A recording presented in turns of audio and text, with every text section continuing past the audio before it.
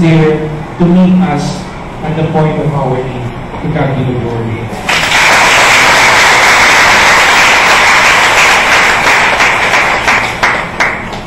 Amen. Indeed, God is faithful.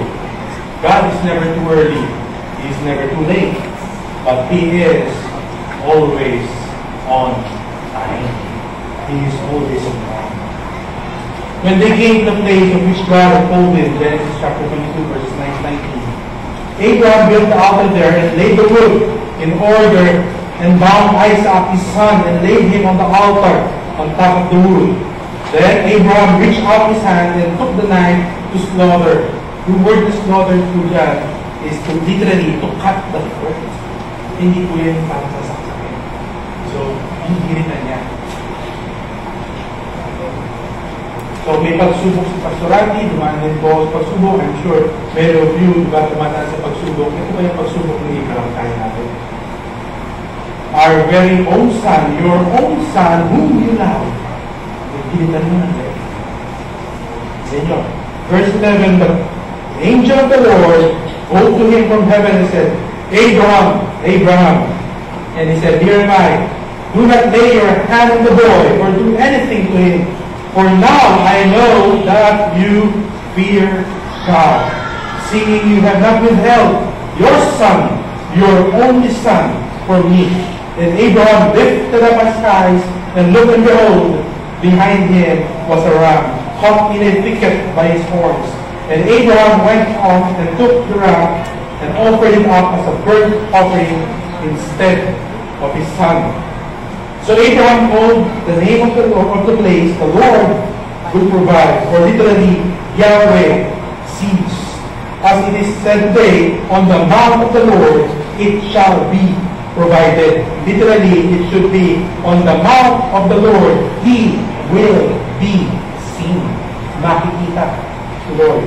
And the angel of the Lord called to Abraham a second time from heaven, and said, By myself I have sworn, declares the Lord, because you have done this, that have not withheld your son, your only son. And I will promise, from Genesis 12, I will surely bless you, and I will surely multiply your offspring as the stars of heaven, and as the sand that is on the seashore. God affirmed His promise. Now the word fear in verse 12, it means to honor God, to worship, living in an upright life. The question, do we honor God through our life? Just like Abraham. Minsan, magasgasan lang yung kotse natin na wala rin pag-Christian, di ba? So, may mga kotse dito, pag nakita mo, ang galit na galit tayo. Do we honor God through our life? Sa mga estudyante, how are you honoring God? Sa tapos na yata ng exam, iba mag-exam pa lang. Ano ba dapat? Makipagkopyahan o mag-aral? May natawa na. How are we honoring God in our life? So can you imagine here, Abraham is willing to offer his only son to the Lord. For he knows that God is faithful. He knows that God is faithful. And that's why he said, Jehovah Jireh, or Jehovah Jireh. Yahweh sees, or He has been seen. Nakita kasi ni Abraham sa Lord. Not in a physical sense, but this is how God moves in His life. So, ganun din naman sa akin mga kapatid. In the midst of trial, we need to see God. Because wala namang question sa provision, except to survive for our needs. He is always on time. But, ang problema sa atin, do we see God in times of trials? Do we see Him? Look at Genesis chapter 12, verse 7. Then the Lord appeared. Yung mga hook word, yung Hebrew word na Jireh, appeared to Abraham. Genesis 17:1. When Abraham was 99 years old, the Lord appeared to Abraham. Genesis 18:1. And the Lord appeared to him. Kasi pag-ulit-ulit na yan nangyayari sa buhay ni Abraham. That is why, dito sa last na makikipag-usap na, diba, recorded, Sa Genesis 22, sinabi niya, dineclare niya na, the Lord indeed appeared to me. Nakita ko na si Lord. Nakita ko na. So again, church, in the midst of trials, I want you to look who's the provider, not who's the provision. Tumingin tayo who's the giver, and who's the gift. Kasi minsan, nagagamit natin ko, Jehovah Jireh, kung nasa isip natin yung Jireh. Wala yung Jehovah. Kasi kung may Jehovah, yun ang importante doon.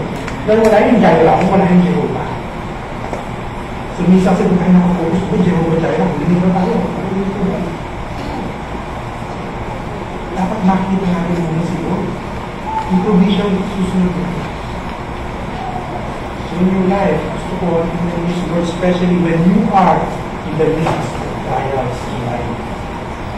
Hanap mo si Lord, seek Him. Provision, susunod na.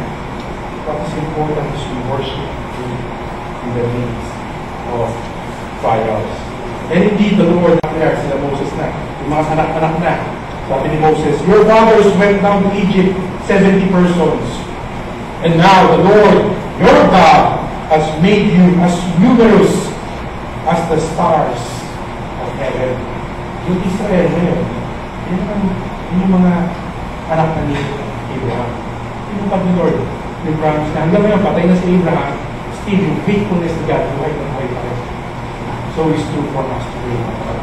His faithfulness will never cease. Hindi yan mawawala.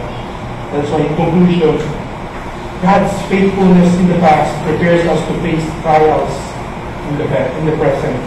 And His faithfulness in the present provides confidence that God will be faithful in the future. God bless you all.